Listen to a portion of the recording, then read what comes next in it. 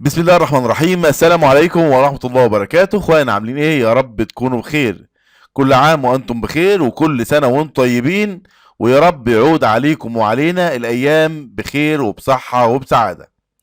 في الفيديو ده هنتكلم فيه عن رضا عبد العال، وهو بيتكلم عن الاهبل، وبرضه في نفس الوقت هنتكلم عن رعب خالد الغندور واعلام الزمالك من مشاركة كهربا في كاس السوبر. لكن قبل ما نروح لكهربا والنادي الاهلي وخالد الغندور وعفت نصار والزملكاويه المرعوبين من ان كهربا يلعب في كاس السوبر، نروح بقى لرضا عبد العال. رضا عبد العال اللي اخيرا قال كلمه حق. اخيرا رضا عبد العال قال كلمه الحق، لكنه قال كلمه الحق وزياده كمان، واتكلم عن الشخص تم بتره من الرياضه المصريه. اكيد كلكم عارفينه. يلا نروح لرضا عبد العال ونرجع لبعض تاني. انا فاكر مره انت فردت شعرك. كان سنة كام؟ كان ايه، 96 ولا 97؟ 93 94 93 صح، لما رحت الاهلي. أول ما رحت النادي الأهلي. صح. فاكر؟ يعني فاكر. الموضوع مش جديد. اه ففي واحد هبل يطلع يقول لك شعر ومش شعر ومش عارف مين وإيه وراجل يعني الحمد لله اللي ربنا خلصنا منه يعني. والحمد يعني لله الرياضة. ما تحطش في دماغك اي لا ما أنا معتقدات. هقول لك، بس الرياضة الحمد لله والشكر لله مهما قلت ومهما اتكلمت ما كنتش هعرف أجيب حقي. إنما ربنا فوق الكل جاب حق الكل. كل من ما سلمش منه ربنا ورانا فيه، وده العدل بتاع ربنا. وخلي بالك الرياضة الفترة اللي جاية هتبقى في أحسن وأزهى عصورها.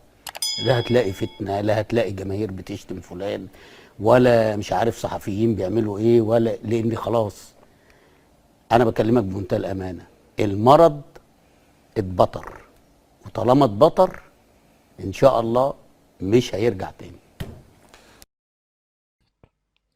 وزي حضراتكم كده ما سمعتوا رضا عبد العال وهو بيصف الشخص الذي تكلم على شعر رضا عبد العال والذي تم بتره من الرياضة المصرية، وقال فيه كلمة حق. ومش هنعيد الكلام اللي قاله رضا عبد العال لأنه كفى ووفى. شكرا يا كابتن رضا انك اخيرا قلت كلمة حق. نروح بقى لاعلام الزمالك ونبدأه بخالد الغندور. خالد بيه الغندور الاعلامي الزملكاوي والكابتن التاريخي لنادي الزمالك بيسأل وبيقول وبيسخر. خالد الغندور بيسأل ساخر، بيسأل بسخرية بخصوص قرار اتحاد الكرة المصري بإيقاف تنفيذ عقوبة كهربا، زي ما يكون هو عايش في كوكب واحنا في كوكب تاني. ما هو فعلا للأسف الشديد ان اعلام الزمالك دايما تحس ان هم عايشين في كوكب اخر، كوكب تاني، كوكب على المزاج، كوكب على مزاجهم. لا بيقروا لائحة ولا بيعرفوا حاجة، هم عايزين خط رايح لمصلحتهم وبس. لكن تيجي تقول لواحد فيهم بص على اللائحة، شوف اللائحة بتقول ايه، يقول لك ماليش دعوة. اشمعنى ايه؟ ما تطلعش منهم بجملة مفيدة. خالد غندور بيسأل وبيسخر وبيتكلم على لقاء القمة اللي جاي او لقاء السوبر اللي جاي. بيتكلم على ان النادي الاهلي تقدم بطعن على العقوبة النهاردة، وتم الاعلان من قبل اتحاد الكرة عن وقف التنفيذ لحين الفصل في الامر من قبل لجنة التظلمات. يعني الاهلي طعن في لجنة التظلمات ضد قرار لجنة الانضباط بخصوص العقوبات على النادي الاهلي وعلى كهربا. وكتب خالد غندور عبر صفحته الشخصية على موقع التواصل الاجتماعي الفيسبوك، كتب خالد غندور وتساءل بسخرية وقال: يا ترى قرار لجنة الاستئناف بعد السوبر ولا قبل السوبر؟ يا ترى قرار لجنة الاستئناف بعد السوبر ولا قبل السوبر؟ خالد غندور بيلمح الى ان طبعا كهرباء والنادي الاهلي توجهوا للجنه التظلمات، والمفروض يبقى فيه قرار. فالقرار ده ممكن يجي قبل السوبر او بعد السوبر. طبعا لو القرار جه بعد السوبر يبقى كهرباء هيلعب مباراة السوبر، لكن القرار لو جه قبل السوبر احتمال 100% كهرباء مش هيلعب مباراة السوبر. فهو بيسأل سؤال خبيث وسؤال بسخرية وبخبث. الخبث اللي هو بيقول لك ايه يعني، او عايز يصدر ايه، يصدر للجنة الظلمات يعني ان هي هتتأخر في البت في الموضوع لغاية كهرباء ما يلعب مباراة الزمالك والزمالك في السوبر، وبعد كده لجنة الظلمات تروح بعد كده ان هي تقول الحكم بتاعها او تطلع بالقرار بتاعها. ده بالنسبة لخالد الغندور. وانا بس حابب برد على خالد الغندور واقول له يعني الرعب بتاعك من كهرباء، ومش انت لوحدك، وعفت نصار وكل الزملكاويه او اعلام الزمالك، طبعا كل الاحترام لنادي الزمالك وجمهوره، لكن واضح الرعب الكبير من كهرباء، واضح رعب خالد الغندور من كهرباء. ونصيحة الكابتن خالد الغندور اللي بيخاف من العفريت بيطلع له، وكهرباء بالنسبة لإعلام الزمالك ومجلس إدارة الزمالك بقى عامل زي عفريت العلبة.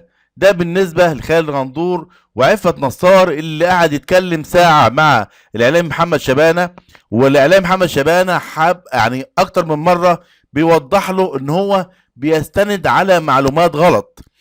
كابتن عفت نصار بيستخدم معلومات غلط في يعني كلامه في بين الاهلي وبين الزمالك وكهرباء ومش كهرباء. كل الحاجات وكل القضايا اللي بيتكلم فيها عفت نصار بيتكلم بمعلومات مغلوطة وبيحاول ان هو يصدق نفسه. نروح بقى للنادي الاهلي. النادي الاهلي في نفس موضوع خالد الغندور، في نفس موضوع خالد الغندور ونفس السؤال، لكن مش بسخرية ولا بتريقة زي ما خالد الغندور طالع بيسخر وبكل الخبث طالع بيتكلم.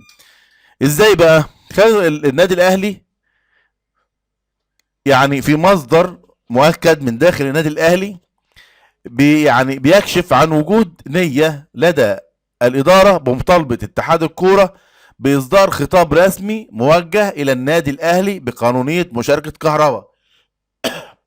يعني إيه يا جماعة؟ يعني النادي الأهلي بيسأل هل كهرباء مشاركته في السوبر هتكون مشاركته مشاركة صحيحة ولا لأ؟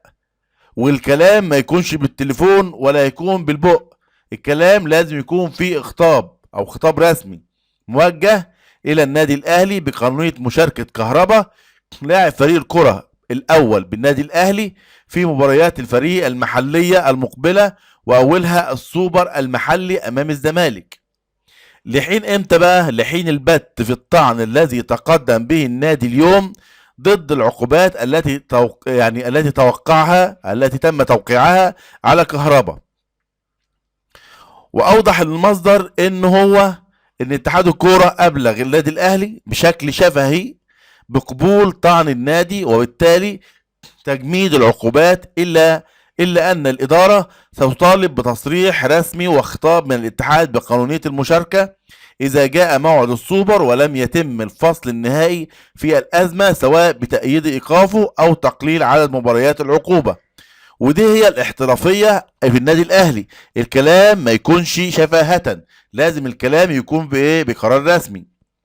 وطبعا كلنا عارفين ان لجنه الانضباط باتحاد الكوره عاقبت كهرباء بالايقاف لمده 12 مباراه بجانب توقيع غرامه ماليه كبيره ما حصلتش ولا شفتها حصلت قبل كده في الكره المصريه، 1,000,000 جنيه، وذلك بناء على الشكوى التي قدمها نادي الزمالك ضد لاعب الاهلي بداعي اساءته لجماهير القلعه البيضاء خلال احتفاله مع جماهير الاهلي عقب مباراه القمه الاخيره.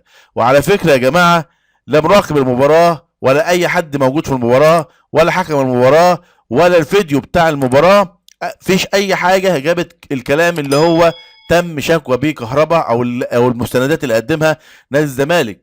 فلا المراقب اذان كهرباء، ولا الحكم اذان كهرباء، ولا فيديو المباراة المسجل من قبل التلفزيون المصري او من قبل النقل البث المباشر قال حاجة ضد كهرباء، ولا حاجة حصلت ضد كهرباء. وفي حاجات كتيرة جدا منها اللوائح اللي في اتحاد، اللوائح اللي هو تم عقوبة كهرباء عليها مش موجودة اصلا. يعني العقوبة اللي خدها كهرباء مش موجودة اصلا في العقوبة، مش موجودة اصلا في في اللوائح.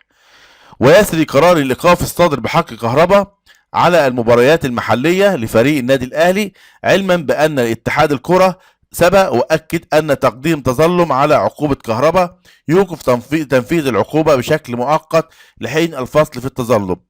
هو في حاجة اخيرة قبل ما اقفل الفيديو مع حضراتكم وقبل ما اودع حضراتكم الى لقاء قريب ان شاء الله. هو السؤال اللي انا اعرفه او اللوائح اللي في الاتحاد المصري بتقول لك ان كل شخص يعاقب يتم ايقافه يوقف في البطولة اللي هو فيها. يعني لو تم عقاب كهرباء مثلا في الدوري يوقف في الدوري، لو تم عقابه في الكاس يوقف في الكاس، لو تم عقابه في السوبر يوقف في السوبر. فلو كانت اللوائح كده يعني ايه موضوع السوبر؟ وايه يعني احنا كلنا عارفين ان اللاعب محمد الشناوي تم طرده ويتم ايقافه، لكن هيتم ايقافه في الدوري، لكنه لو في مباراة في الكاس مصر او في مباراة في كاس السوبر هيلعبها رغم ايقاف الشناوي. هل الكلام ده يسري على كهرباء ولا لا؟ ده اللي احنا مش عارفينه. بشكركم والسلام عليكم ورحمة الله وبركاته.